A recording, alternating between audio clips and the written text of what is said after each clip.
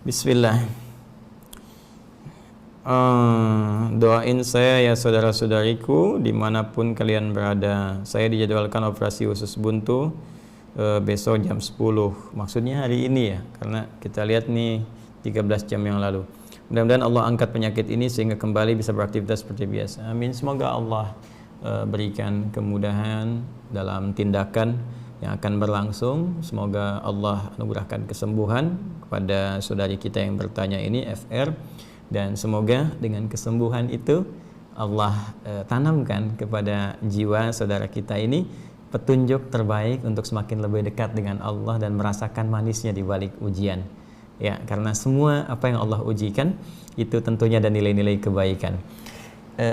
Nabi SAW pernah bersabda, Innallaha idza ahabba abdan ibtala. Sungguh Allah itu kalau tengah cinta kepada seorang hamba akan memberikan ujian kepadanya. Nah, jadi tadi redaksi yang tadi mengampuni dosa, yang ini ngasih ujian.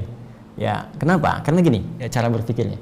Orang itu kan kalau diuji, itu cenderung ingin cari solusi kan? Ya, kalau sedang punya masalah, ingin cari solusi kan? Dan fitrah kita, spiritual kita. Jadi ada fitrah, elemen tubuh manusia itu dibagi 3. Ya, fitrah akal, ya, fitrah fisik tubuh, dan fitrah roh, spiritual. Ini inti hidupnya.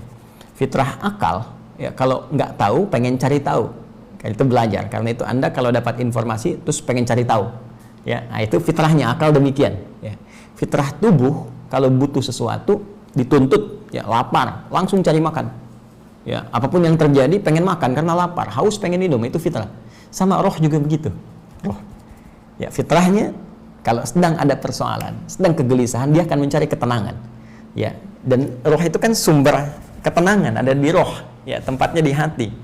Karena itu, karena dari hati sumbernya menjadi perasaan, rasa. Rasa itu kan gelisah, tenang, ya, dan sejenis-sejenisnya atau ragam-ragamnya. Nah, masalah itu kan cenderung menghadirkan kegelisahan kan? Orang punya masalah pasti gelisah. Lawan dari gelisah itu tenang.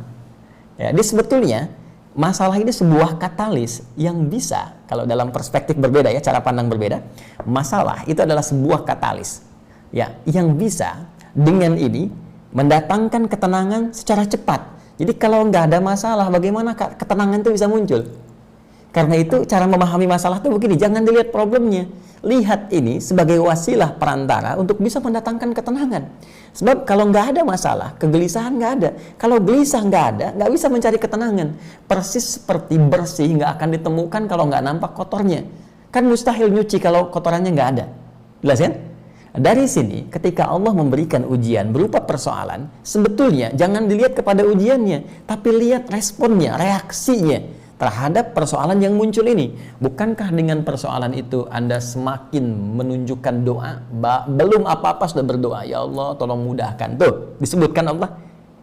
Tiba-tiba kalau semakin naik nih, ya, katalisnya semakin naik nih, katalisatornya naik masalahnya. Bukankah ditopang dengan amalan? Ya, selain hanya dengan lisan bentuk doa itu jadi amalan fisik, tiba-tiba tahajud kan, baca Quran. Ayo, siapa yang saat sedang punya masalah terus malamnya tahajud sambil nangis, ya?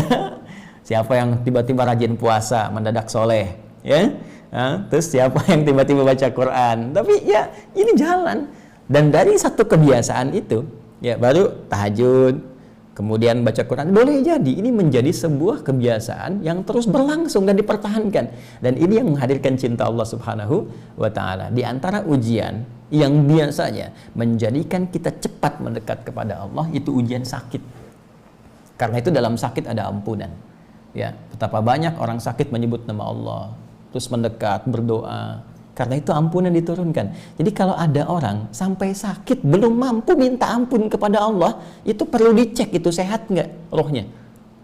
Karena yang sehat itu mesti 3, bukan cuma fisik. Mungkin fisik sehat, akal sehat, roh tidak sehat. Ini masalah.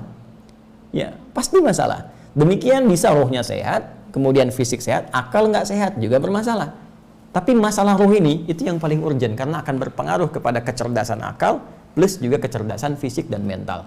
Ya, karena itu kita mendoakan saudara kita, dan doa bisa saling menguatkan satu dengan yang lainnya. Demikian kepada saudara-saudara kita yang lain yang tengah diuji pula.